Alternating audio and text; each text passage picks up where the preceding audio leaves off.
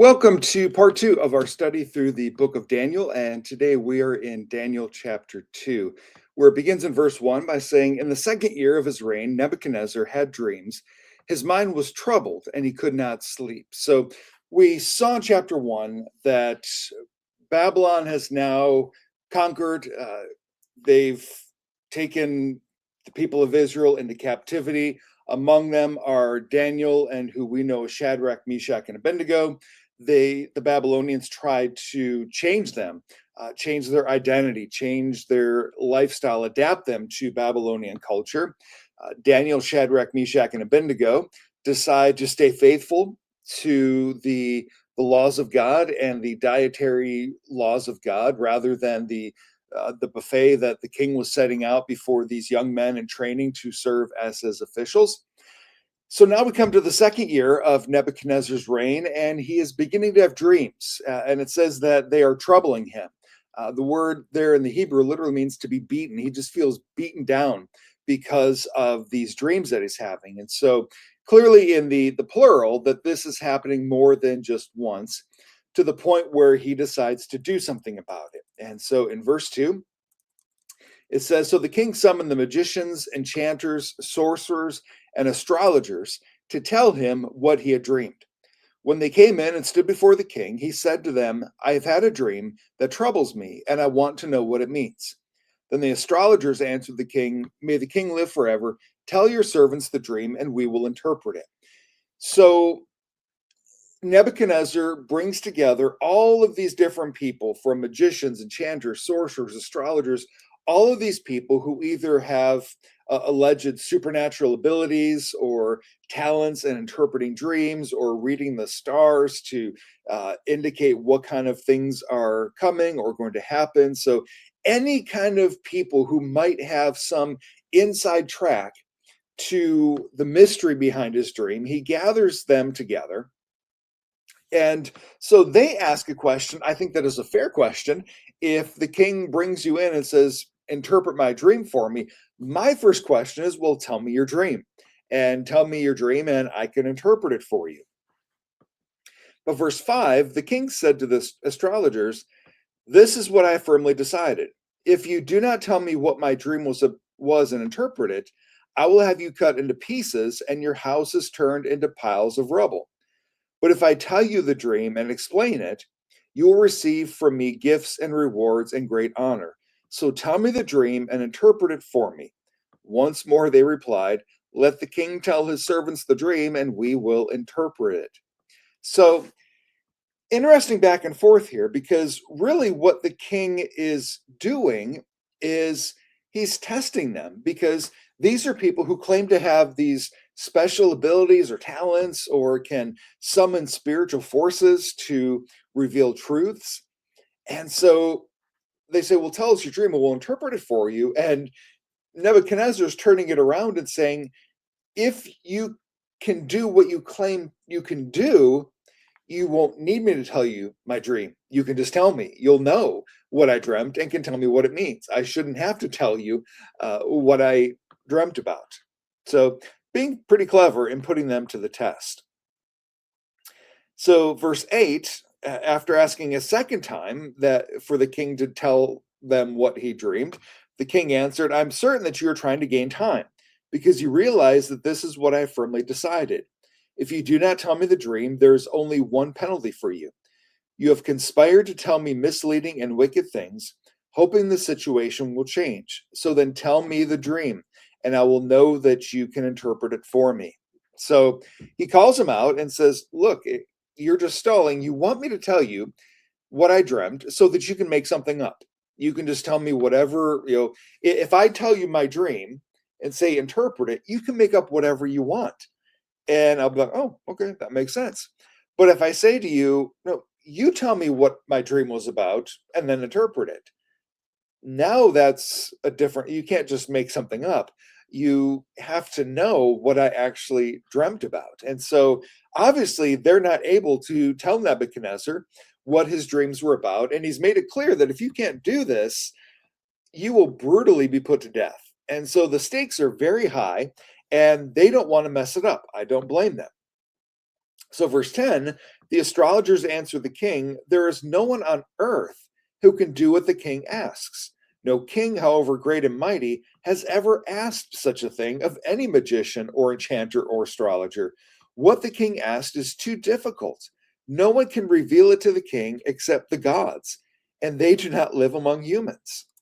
So they are frustrated, and rightly so, because he literally just said, if you can't do this for me, I am going to brutally put you to death. And they're saying, nobody can do this. Again, nobody, I mean, tell us what you dreamt, we'll interpret it. We can, in other words, we can make something up and make it sound good. But to know what you dreamt without you telling us, they said only a God can do that. And gods don't live among us. And so there's nobody who can do this. And in fact, they kind of put it back like, no king has ever asked this of his people.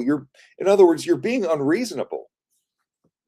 So, verse 12, they made the king so angry and furious that he ordered the execution of all the wise men of Babylon. So, interesting here in the Hebrew that it's kind of a double use of the word for angry, furious. It's like he's angrily angry. I mean, he is seething that they cannot do anything about it. And so he decides all the wise men of Babylon are going to be put to death, whether they're right there in front of him with the magicians, astrologers, that whole group, but any wise man in Babylon.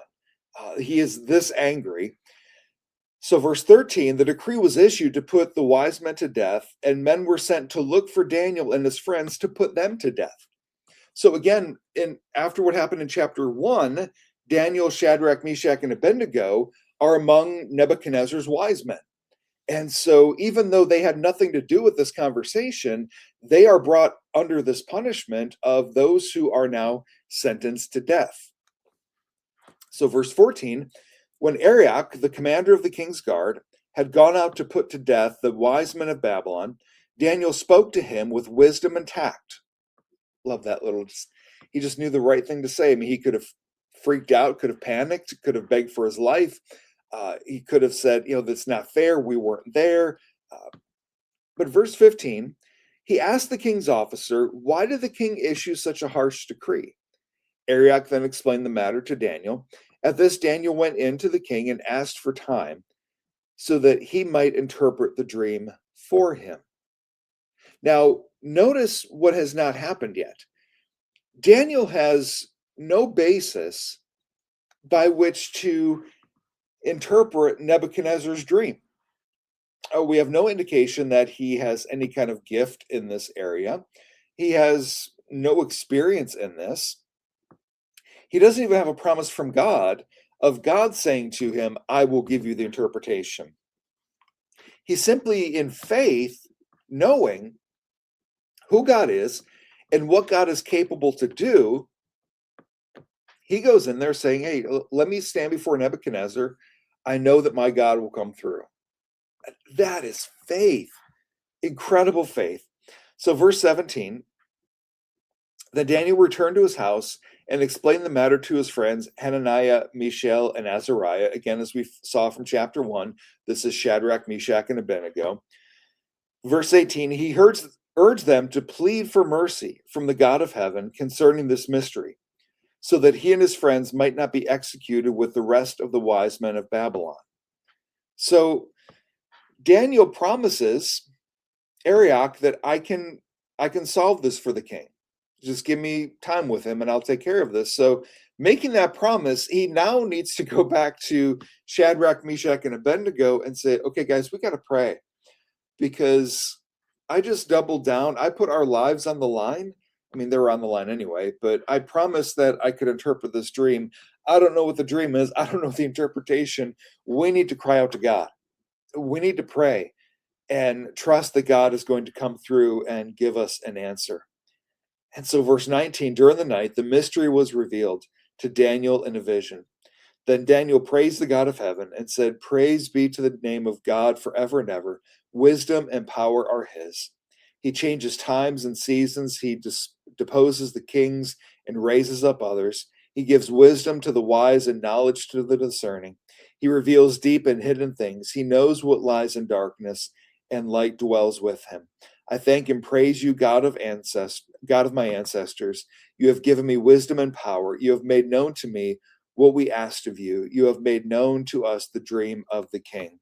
So again, Daniel had no promise from God that this was going to happen, but simply by faith, knowing that God was able and knowing that God was faithful, he counts on that, promises an answer to the king, spends the night in prayer, and God comes through and gives him the answer.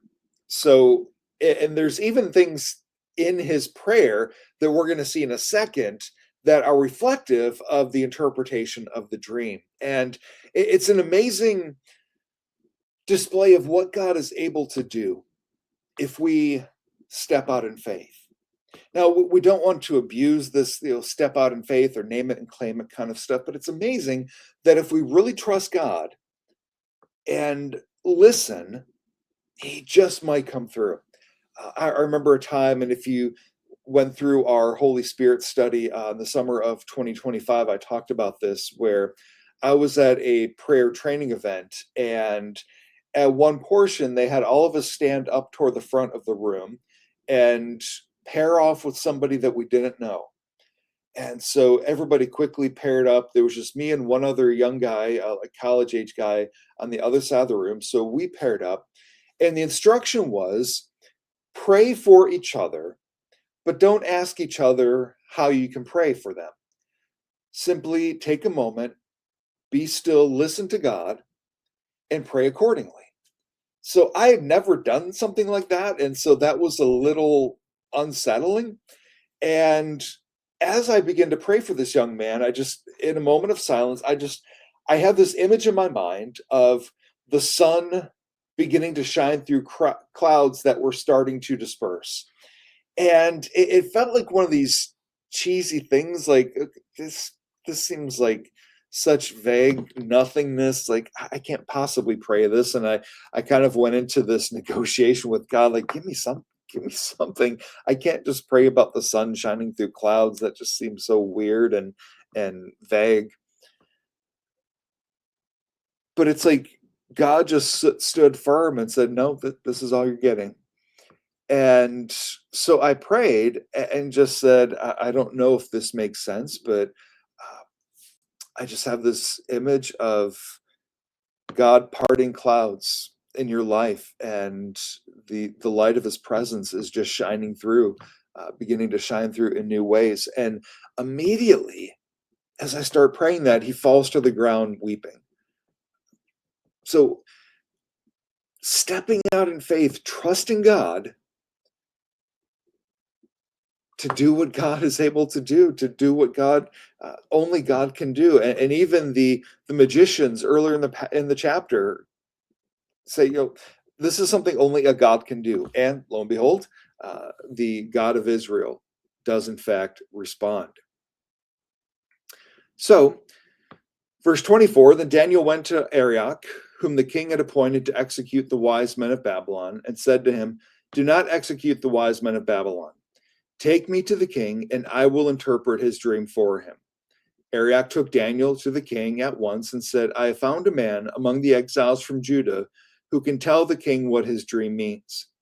The king asked Daniel, also called Belshazzar, are you able to tell me what I saw in my dream and interpret it? Okay, so again, he's looking for two specific things here. You have to tell me what I dreamt. I'm not telling you. And you need to tell me what it means. And so, verse 27, kind of this climactic moment, tensions are high. Everyone's on pins and needles, especially if you're one of the wise men. If you're Shadrach, Meshach, and Abednego, like, okay, can you do this? And verse 27, Daniel replied, no. So, no wise man, enchanter, magician, or diviner can explain to the king the mystery he has asked about. But, this is one of the greatest little, but no magician, no enchanter, diviner, nobody can do what you're asking. But there is a God in heaven. But there is a God in heaven. I love that. There is a God in heaven who reveals mysteries. He has shown King Nebuchadnezzar what will happen in days to come. Your dream and the visions that pass through your mind as you were lying in bed are these. And so he's about to explain what the king dreamt. But I love that testimony. Like, okay, Daniel, you said you can do this, so can you do it? And he's like, no, but there's a God in heaven. What a great testimony. To say, it's not me. It's not because I've got abilities. It's not because I've trained in anything. It's simply because there's a God in heaven who's faithful, and I trust in him that he's given me the answer that you're looking for. And so Nebuchadnezzar says, go for it. Tell me. And so verse 29, as your majesty was lying there, your mind turned to things to come, and the reveal of mysteries showed you what is going to happen. As for me, this mystery has been revealed to me, not because I have greater wisdom than anyone else alive, but so that your majesty may know the interpretation and that you may understand what went through your mind. Your majesty looked, and there before you stood a large statue, an enormous, dazzling statue, awesome in appearance. The head of the statue was made of pure gold. So now we get into the specifics of the dream and kind of combining because he's describing the dream, and then he's going to explain what the dream means. So I'm going to kind of juggle between the two. So in the dream, Nebuchadnezzar sees this huge, glorious statue. The head of the statue is pure gold. And in this dream, Nebuchadnezzar and his kingdom, that is the head of pure gold. Powerful, great. But then its chest and arms are of silver, its belly and thighs of bronze. So now he's going down the statue, and he comes to the chest and arms, which are of silver, a little more inferior metal, still strong, but inferior to the gold. But then its belly and thighs are of bronze. It's even weaker. And its legs are of iron. So very strong, but its feet partly of iron and partly of baked clay. So it's strong, but there's a lot of instability baked into it. And so what he's doing, what this dream is spelling out for Nebuchadnezzar, is kind of the flow of the next several empires of the world, starting with Nebuchadnezzar, the head of gold, going to Persia, that silver chest. Then the belly and thighs of bronze is going to be the Greek Empire. And then finally, the legs of iron, but with some instability, is going to be Rome. So, verse 34, while you were watching, a rock was cut out, but not by human hands. It struck the statue on its feet of iron and clay and smashed them. So now he's talking about a kingdom that's going to rise up, that's going to be cut out, not formed by human hands, by divine hands. And that new kingdom is going to smash that strong but unstable Roman Empire. And so now he's getting a picture of the Messianic kingdom that Jesus is going to institute. And so verse 35, then the lion, the clay, the bronze, the iron, the clay, the bronze, the silver, and the gold were all broken to pieces and became like chaff on a threshing floor in the summer. The wind swept them away without leaving a trace. But the rock that struck the statue became a huge mountain and filled the whole earth. And so here we're getting a bit of a shadow of Isaiah chapter 6, verse 3, where it says, holy, holy, holy is the Lord of hosts. The whole earth is full of your glory. So the dream of Nebuchadnezzar is looking at the next several empires to rise to power, but all of them are going to crumble to nothing at the presence of this outside kingdom, not formed by human hands, this messianic kingdom that's going to lay all of them to waste, and it is going to become a mountain that's going to flood the whole earth and fill the whole earth and be enduring. So verse 36, this was a dream, and now we will interpret it to the king. Your Majesty, you are the King of Kings. The God of heaven has given you dominion and power and might and glory. In your hands he has placed all mankind, and the beast of the field and the birds of the sky. Wherever they live, he has made you ruler over them all. You are that head of gold. After you, another kingdom will arise, inferior to yours. Next, a third kingdom, one of bronze, will rule over the whole earth. Finally, there will be a fourth kingdom, strong as iron, for iron breaks and smashes everything. And as iron breaks things to pieces, so it will crush and break all the others. Just as you saw that the feet and toes were partly of baked clay and partly of iron, so this will be a divided kingdom. Yet it will have some of the strength of iron in it, even as you saw iron mixed with clay. As the toes were partly iron and partly clay, so this kingdom will be partly strong and partly brittle. And just as you saw the iron mixed with baked clay, so the people will be a mixture and will not remain united any more than iron mixes with clay. Again, this is talking about the Roman Empire. So, verse 44, in the time of those kings, the God of heaven will set up a kingdom that will never be destroyed, nor will it be left to another people. It will crush all those kingdoms and bring them to an end, but it will itself endure forever. This is the meaning of the vision of the rock cut out of a mountain, but not by human hands, a rock that broke the iron, the bronze, the clay, the silver, and the gold to pieces. The great God has shown the king what will take place in the future. The dream is true and its interpretation is trustworthy. And so, verse 46, then King Nebuchadnezzar fell prostrate before Daniel and paid him honor and ordered that an offering and incense be presented to him. The king said to Daniel, surely your God is the God of gods and the Lord of kings and a revealer of mysteries, for you are able to reveal this mystery.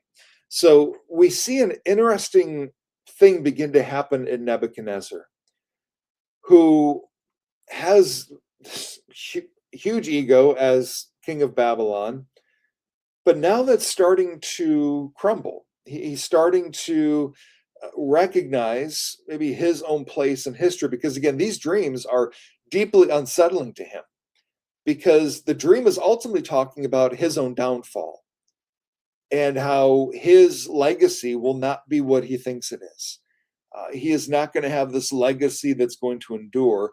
All of it's going to be blown to pieces, and there's going to be one kingdom that is ultimately going to rule. It won't be the reign of Nebuchadnezzar, it's going to be the reign of the Messiah. Now, all of those particulars aren't built in, but Nebuchadnezzar is now getting the sense of my greatness, my legacy is very temporary and very fragile. And so this is really undercutting the foundation of ego that Nebuchadnezzar is standing on. And so, verse 48, then the king placed Daniel in a high position and lavished many gifts on him. He made him ruler over the entire province of Babylon and placed him in charge of all its wise men. Moreover, at Daniel's request, the king appointed Shadrach, Meshach, and Abednego administrators over the province of Babylon, while Daniel himself remained at the royal court.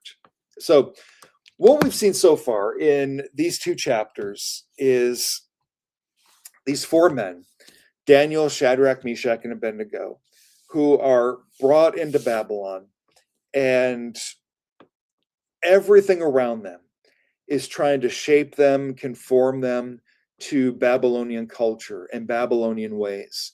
Even their names, their identity is tried to be changed to a Babylonian identity, but they stay faithful to God and honoring God and walking with God in the midst of all of it. And now in chapter 2, I mean, chapter 1, Daniel kind of puts God to the test by saying, we're not going to eat this lavish feast.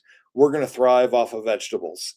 And God is faithful. Chapter 2, the price is increased. The odds are, the stakes are higher, in that their lives are in jeopardy if they can't reveal this dream.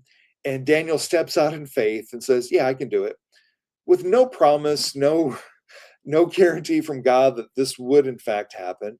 But he trusts God, steps out. God is faithful, reveals in a vision what this dream means. Not only does he spare his own life, the lives of Shadrach, Meshach, and Abednego, he saves the lives of all the wise men, all the enchanters, all the astrologers.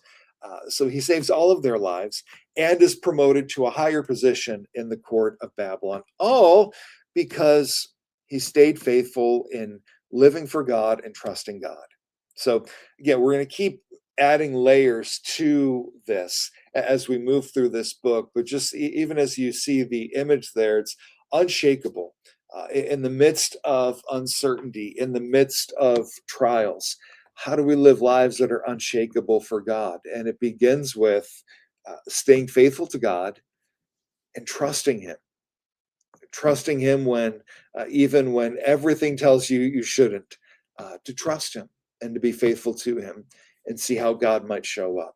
So, again, as we come back for chapter 3, we're going to keep adding elements to that. But thank you for joining us here for Daniel chapter 2, and we'll see you back here next time for chapter 3. God bless.